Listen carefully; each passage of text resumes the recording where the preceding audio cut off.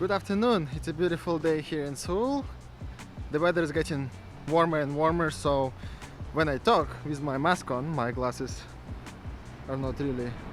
No, they're still fogging up a little bit, but it's not that bad. And what I wanted to talk about in this video is Korean cafes. Basically, cafes are a big thing here in South Korea for, I think, the majority of people, including myself. And I'm gonna tell you about my relationship with cafes ever since I came to Korea, which was the university time, and now that I'm working here full time.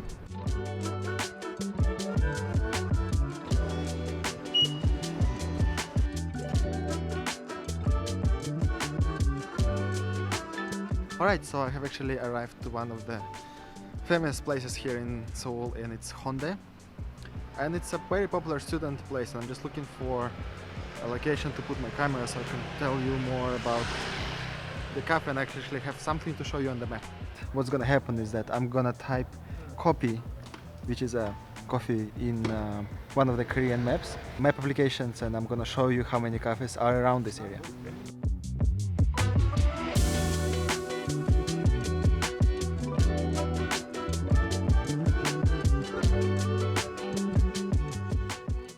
So basically what I'm trying to say is there are many cafes here in Seoul and in South Korea. By many I mean not just like one or two or three on a block, many.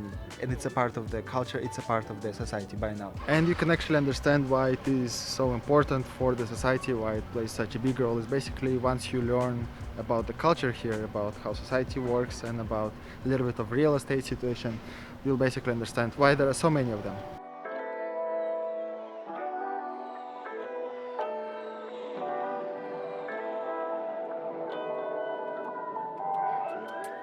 Alright, so a small update. I'm not in Hyundai anymore. The plan was actually to find a special cafe, and I found a few, and maybe like a quiet place as well, but the rooftops and the places where I wanted to talk to the camera were all full, and there were so many people overall. I didn't really like that, so I just escaped the humans over there and came over to Noodle Island. And over here I can actually take my mask down for a bit while no one is here. And we're gonna sit over here because there is still cafe and probably look at the, I don't know, sunset by Han River. Let's get coffee over here. And it's actually more comfortable to talk and sit. And actually this is a relatively new island. Now that they have some infrastructure here, I just want to show you a little bit of what's here. So this is a live house. I assume that there is some music performances here, but now it's closed because of Corona. Now there is Imar 24. This place is actually pretty cool. I was here. It's like a cafe, small pub. So they have Korean rice wine. Then this one is a bookstore. You can buy the books and read them. There is a space over there. I see people sitting there. So this one says it's Seoul Gardening Club. It's actually a plant atelier. They'll probably get you the plant that you want for your space. Maybe even like help you find the right one for your interior and stuff. Cool. Then there is this small place for camping. These are like wooden tools for camping, and you can get them here. It's very rare to see this in Seoul.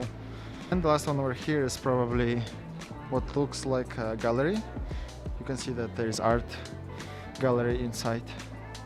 It's very interesting. This infrastructure wasn't here like a year ago, and this is a list of stuff that's on this island.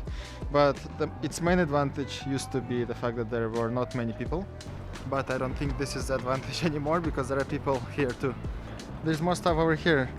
The pizza place, and there you can also get some food. It's kimbap, Korean kimbap store, and a cafe.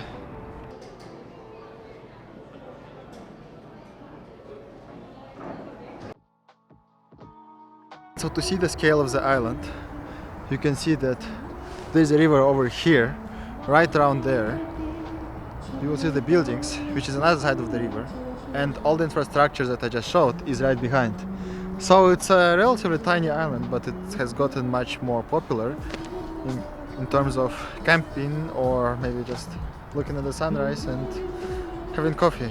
That's what essentially I'm doing here. So yeah, when it comes to cafes, I think the prime reason why there are so many of them and why they're always packed is because the apartments in Seoul here are very very small. And I remember when I was in the university, for example, we had lots of group projects, and whenever we wanted to hang out with people, it would always be a cafe, because it's a place where you could talk, so it doesn't have to be quiet like a library, and b, you can also study and have internet access and even listen to music a little bit. So it's a chill area. It's not a place where you drink coffee right now. It's a place where you hang out and study at the same time. So that's what it means to students. And their dormitories are very small. So when it comes to people who work, lots of people here either live with parents until very late, or they have very small apartments that they're renting. And these small apartments is not giving the space, is not providing the connection that you can have with the society. That's why people can either sit by themselves and work on something and just chill or read a book, or be meet with a group of friends, just because you still have a little bit of private space, but you are connected to the society and not surrounded by four walls. That's actually why I'm out of my own place for so long, just because I do not like the fact that I don't get to see the world. I don't get to see all this space when I'm at the house, even though the house is quite big. Look at me getting philosophical for a minute. I'm probably just saying some bull or something, but this is just my observation, because I was a student here for over 4 years, so I know the struggles of finding a place to meet, and now I'm working full time and I know the struggles of meeting people. And yeah, so this is basically why there are so many of these cafes here in Seoul. People need it. People need it to work, people need it to study. People need a space to chill, and their apartments is not the place to chill just because they're small. And people want to be connected to the society, so that they probably don't feel like they're on their own completely. So this is where cafes come to place.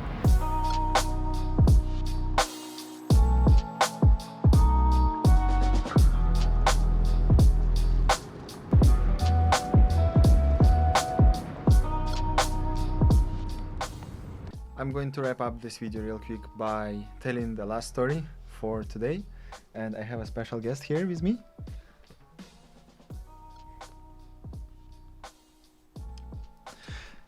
And I think we will be telling the story together. So basically, I went to a very special cafe called the Green Lab. So this cafe is located in the area with the most expensive apartments in Seoul, which is called Seoul Forest. I went to this cafe which has 4 floors, and one of them serves as the sort of reading/meditation room. And the purpose of this cafe is also very interesting. It provides a space for people to chill in a very quiet environment. So basically, this is a cafe where people don't talk, people don't chill in groups. It's more of a space to escape the digital life, the social life, and everything else. So to get there, you need to make a reservation, and you get this basket with a notebook and your drink, where you can meditate and write your thoughts and things like this. I didn't do any of this. I just took a book that I was reading at that time, and I spent an hour and a half reading this book. And this is one of many other purposes that cafes can have over here. It's that they give you space that is different from every other space that you can think of.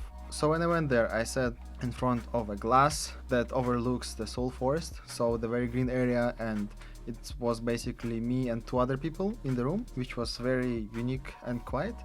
And this was one of a very few times where I could actually concentrate on reading. The experience overall was good and very different, and I'm leaving an Instagram account of the cafe in the description.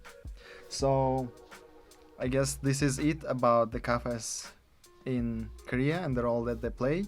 There is a lot more that you can think of, and many people probably also told these stories, but this is my view on them, and this is how I see them. Thank you very much for sticking until the end, and I will see you in the next one.